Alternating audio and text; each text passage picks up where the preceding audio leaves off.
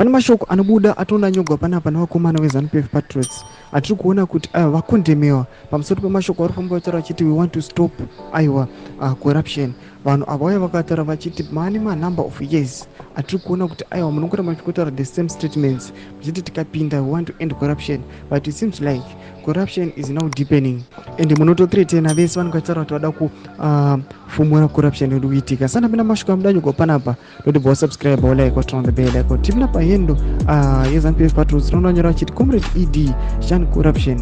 I urge all of us to remain with our shoulders on the wheel and continue to work hard and honestly with an unwavering commitment to our great motherland. Corruption is a cancer that must be totally eradicated from all levels of the society. Pana patonoti vanhu vanopindura vanopinda comment section where vanyora akuti this post nyora chiti since 2022 what has ED done about corruption issue and on speaking about it is the action that counts. Vanopinda nyora chiti it's amazing that the governing party talks of corruption as if they are in opposition. Vanoyatara mashoko ekuti now a security threat, it means now that it has drastically increased since 2017 instead to fight it is skyrocketed.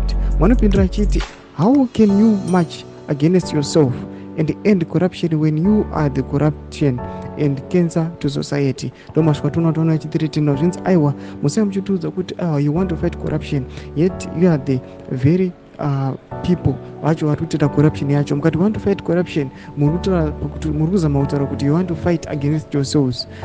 Hazvimeki sense.